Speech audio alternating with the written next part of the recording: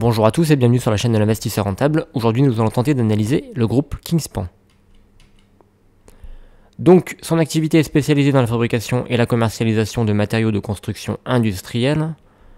Son chiffre d'affaires est réparti de la manière suivante. Les panneaux isolants, charpentes et façades métalliques pour 65% de son activité.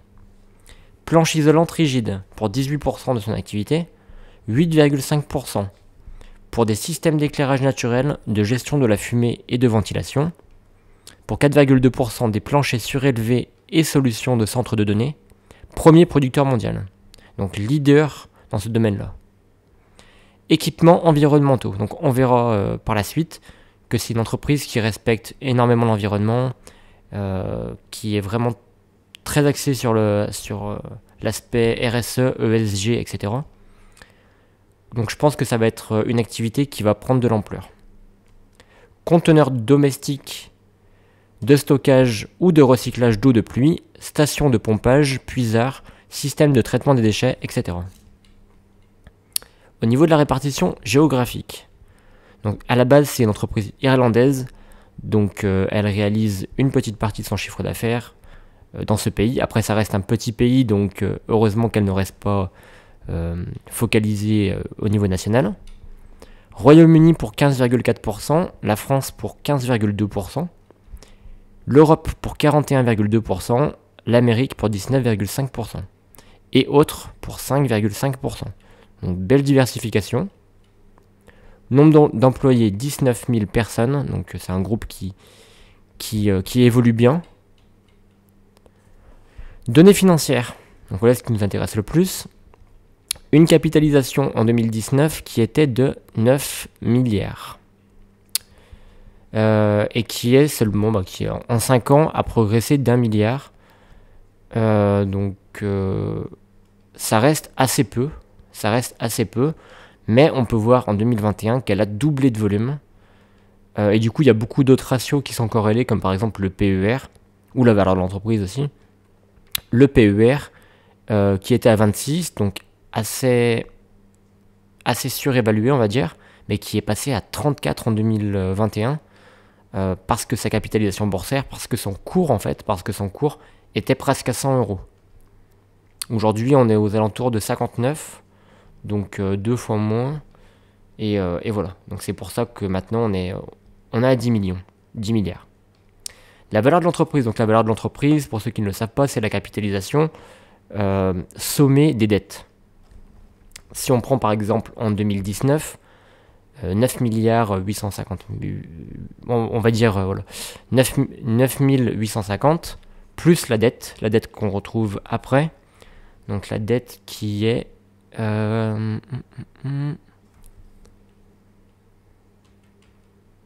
dette qui se trouve ici, plus 633, et on a bien les 10 483.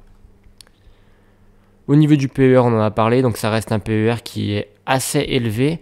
Aujourd'hui, c'est une entreprise qui m'intéresse parce qu'on a un PER de 17,3%. Bon, c'est pas une entreprise qui correspond vraiment à ma stratégie, mais elle correspond à d'autres attentes, on va dire. Comme c'est une big cap, hein, elle a une capitalisation qui a plusieurs milliards d'euros, qui a une dizaine de milliards d'euros, donc c'est pas vraiment ma stratégie à la base. Un rendement qui est relativement faible, donc moi je recherche pas vraiment le dividende, mais c'est toujours un plus. Bon, moins de 1%, ça sert pas vraiment à grand chose. Ensuite, ce qui peut nous intéresser, donc le nombre de titres en milliers, donc il reste relativement stable, donc il y a pas, c'est très bien, c'est ce qu'un actionnaire souhaite. Ces actions ne sont pas diluées du coup, donc c'est très bien. Le chiffre d'affaires donc en croissance constante de 4 milliards à 8 milliards. Donc très bien. Je voulais juste voir une chose. Non, c'est bon. Donc l'EBITDA également qui a doublé de 2019 à 2022, c'est très bien. Mais après, voilà, il faut que tout suive. Si le chiffre d'affaires double, c'est très bien. Si l'EBITDA double, c'est très bien. Mais est-ce que les marges vont rester stables ? Donc là, on voit très bien que oui, bon, elle diminue un tout petit peu, mais ça reste très relatif. Est-ce qu'elle va réussir à maintenir ses marges cette année? C'est aussi une des questions parce que les matières premières vont beaucoup augmenter. Ça va être un des secteurs les plus touchés par cette augmentation des prix. Alors, est-ce qu'ils vont répercuter ça sur leur prix de vente? Je pense que oui. Après, est-ce qu'ils vont réussir à maintenir leur marge? Ça, c'est une autre histoire. On voit qu'en 2022, on a une marge nette qui a diminué d'1% par rapport à 2021. Un bénéfice par action qui augmente, donc ça, c'est une bonne chose. Le free cash flow à 512 millions, ça reste... non, je crois qu'après, on verra ça sur un rapport Morningstar, mais je crois que c'était le gros défaut de cette entreprise, selon moi en tout cas, c'est que 512 millions de trésorerie, ça reste assez peu.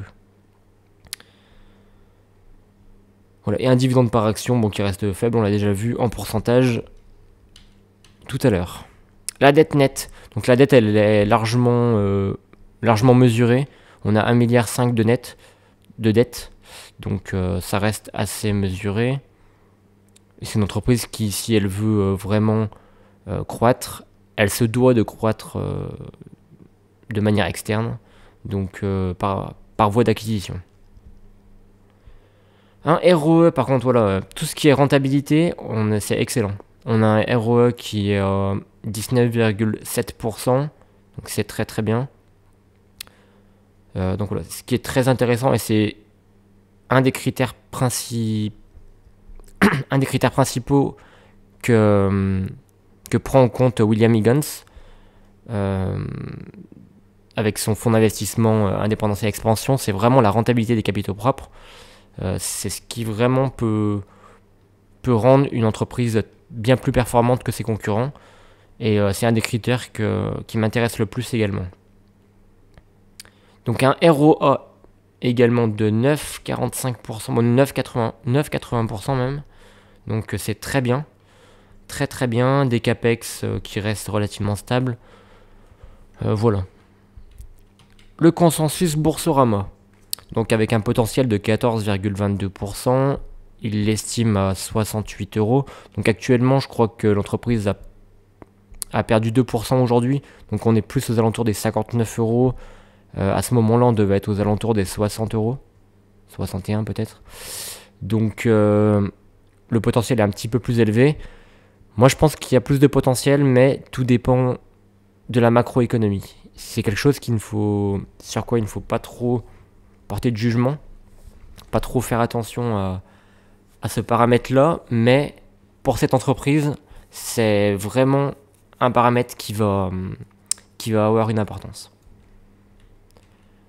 Consensus Zone Bourse. Alors non, déjà pour le consensus Boursorama, ils sont plus dans le renforcement et non dans l'achat. Zone Bourse, lui pareil, les recommandations des analystes, l'accumulation. Donc l'accumulation, c'est la même chose que le renforcement, évidemment. C'est juste une autre manière de le dire. Et on a un objectif de court moyen qui est de 68 €, donc relativement semblable à celui de Boursorama. Au niveau des actualités, donc Kingspan a investi dans son propre haut fourneau à hydrogène, donc c'est une bonne chose. Ça s'est passé l'an dernier. Ondura rejoint Kingspan. La maison mère d'Onduline intègre le groupe Kingspan qui crée une nouvelle division. Donc voilà, c'est une entreprise espagnole, donc croissance externe. Donc croissance par voie d'acquisition. Le CEO d'Ondura déclare: c'est une excellente nouvelle pour le groupe Ondura. Naxicap Partners nous a permis de créer un groupe très solide. Kingspan va nous permettre d'accélérer nos plans de croissance et d'investissement. Kingspan souhaite notamment développer son activité dans la toiture. Nous disposons de positions uniques sur ce segment, avec des filiales dans 32 pays. Kingspan et Ondura partagent les mêmes engagements en matière d'enjeux ESG et de développement durable. Comme je vous avais parlé tout à l'heure, tout ce qui est RSE, développement durable, ESG, c'est quelque chose qui tient vraiment à cœur l'entreprise. Kingspan a une culture entrepreneuriale et collaborative, très orientée croissance et amélioration continue, à l'image d'Ondura. Donc 2 entreprises très complémentaires.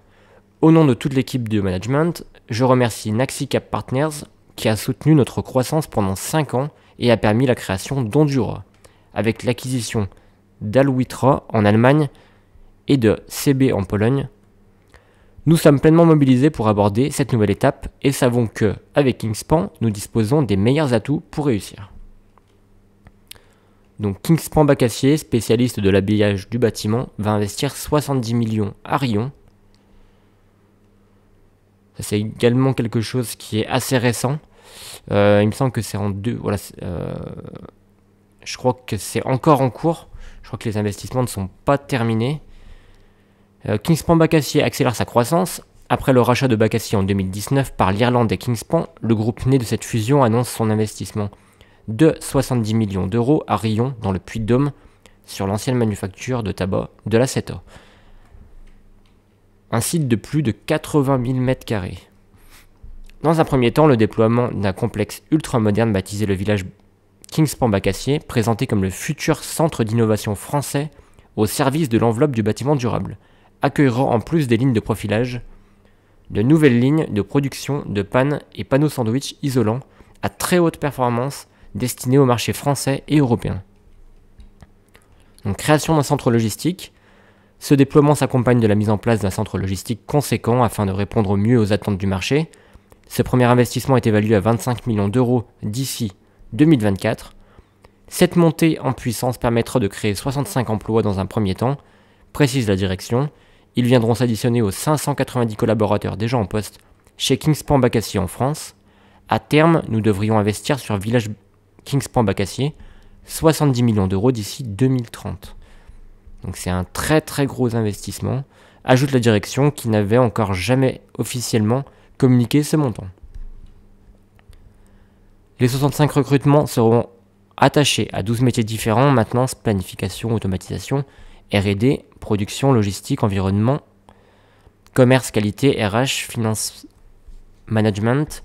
Les postes créés pourront intéresser des profils très variés. Le groupe Kingspan Bacassier regroupe plusieurs anciennes maisons de l'étancheur, Bacassier, Dom Solar. Il réalise aujourd'hui un chiffre d'affaires total de 290 millions d'euros.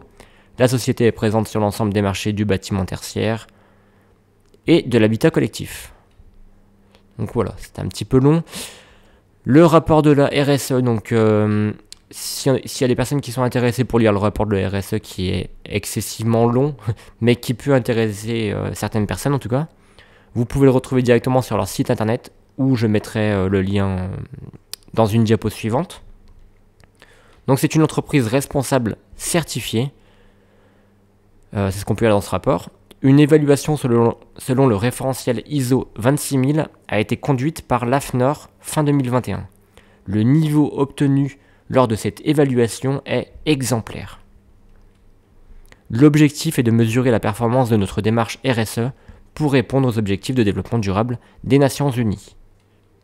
RSE ESG DD, donc développement durable. Les engagements RSE pour Kingspan Light plus R. Les engagements RSE de Kingspan Light plus R s'articulent autour de 4 axes principaux. Bon, là, la forme n'est pas optimale, par contre, j'aurais pas dû la mettre comme ça. L'optimisation toujours plus poussée de nos produits en termes d'impact environnementaux et de sécurité durant leur fabrication et leur mise en œuvre par l'éco-socio-conception. La veille active sur nos approvisionnements et nos procédés par des achats éco-responsables. L'amélioration du cadre de travail par une politique RH transparente et de participation. L'étude de l'accès au travail pour les personnes éloignées de l'emploi, handicap, désinsertion sociale et la lutte contre les inégalités. Donc voilà, le lien vers le rapport RSE, donc je le mettrai également en description. Faut-il l'acheter à ce prix? Donc c'est ce qu'on va voir avec un rapport. C'est la partie la plus intéressante, là on était vraiment dans la partie présentation au niveau de la croissance interne-externe et la présentation du CA et de la RSE qui est quand même développement durable, etc., qui est vraiment quelque chose sur quoi ils essayent d'axer le maximum de leur activité. Alors, Tac. Le rapport Morningstar de Kingspan du coup. Donc c'est un rapport du 29 janvier 2023. Alors, capitalisation boursière de 11 milliards 156 millions. On a un dernier cours de clôture de 61 euros. Donc aujourd'hui on est à 59 euros plutôt, mais voilà, ça reste approximativement le même cours. On a une estimation de juste valeur quantitative de 77. Alors moi je suis vraiment plus d'accord, en tout cas quand j'ai calculé la valeur intrinsèque de l'entreprise et avec l'analyse que j'en ai fait ensuite, avec les chiffres et aussi le management, etc. J'ai pu en établir une estimation à 76, aux alentours de 76. Voilà, je suis plus d'accord avec Morningstar qu'avec Boursorama ou Zone Bourse. Mais voilà, 77 ça me paraît très très bien. Donc voilà le nuage de points. Alors, avantage concurrentiel narrow, valorisation, on est sous-évalué au niveau de la valorisation. Ça, je comprends pas toujours comment ils arrivent à voir ça, à calculer ça. Comme pour moi, la valorisation, elle est sous-évaluée. Je pense que voilà, la valeur actuelle est sous-évaluée. Si on prend les ratios de valorisation, moi, je trouve qu'ils sont un petit peu surévalués par rapport au secteur. Si on regarde le cours sur bénéfice, donc le PER, on est à 17,9 contre un PER moyen du secteur de 16,8. Donc elle est sous-évaluée par rapport à ce qu'elle avait en PER lors des 5 dernières années, ça c'est sûr, mais par rapport aux concurrents, elle reste surévaluée. Et voilà, le gros problème de cette entreprise, c'est vraiment le cours sur trésorerie. C'est excessif. Plus le cours sur trésorerie est petit normalement, mieux c'est pour l'entreprise. Mais voilà, là, je sais pas s'il y a une erreur ou pas, mais avoir 403,2 ici, c'est juste beaucoup trop. C'est juste beaucoup trop, donc c'est vraiment ça qui m'inquiète. Voilà. En tout cas, c'est une entreprise très rentable, qui a de belles marges, qui a vraiment des très bons ratios. Mais au niveau de la valorisation, elle a un PER correct, je dirais. Mais c'est plus le cours sur trésorerie qui me fait vraiment très très peur. Rendement des capitaux propres, on l'a vu tout à l'heure, donc ROE 21,6 contre 11,5 pour le secteur. Un ROA de 9,3 contre 4,8, ça reste très très bien. Santé financière, donc dette long terme à 0,5, donc c'est peanuts. Un CA qui a beaucoup augmenté. On peut le voir ici. On l'avait déjà vu tout à l'heure de toute façon. Tac. Des investissements qui sont en croissance. Voilà. 237 millions d'euros. Et voilà. Et une marge nette qui a diminué un tout petit peu, mais qui reste très intéressante quand même. Quand on a une marge nette de plus de 8%, c'est très très bien. Un levier financier qui a diminué un tout petit peu, mais qui a augmenté un tout petit peu, mais qui reste assez faible. Donc ça va. Et voilà. Une dette long terme très maîtrisée, qui reste maîtrisée en tout cas. Moi, ce qui me fait vraiment peur, c'est la trésorerie, comme je l'ai dit. Sinon, tous les autres ratios, ils me semblent corrects. Voilà, je pense qu'il y a une opportunité parce que voilà, on avait un cours qui était bien trop évalué, bien trop évalué à un moment donné. Voilà, c'est une entreprise qui est montée à 107 euros. À 107 euros. Et là, elle a perdu 44% de son plus haut. Voilà. Donc je pense qu'il y a une bonne opportunité d'achat. Là, aujourd'hui, on est à 59,81. En dessous des 60, je pense que ça reste correct. Mais pas acheter à plus de 65 en tout cas. Parce qu'il y a un potentiel, mais il reste pas énorme non plus. Ça reste une big cap qui a une capitalisation de 11 milliards, plus de 11 milliards. C'est pas une entreprise qui va faire x3, x4 d'ici les prochaines années, mais ça reste une entreprise intéressante qui pour moi est sous-cotée. Donc voilà, c'était tout pour cette vidéo. N'hésitez pas à me poser des questions en commentaire, à me proposer des actions également, ou à me contacter par mail.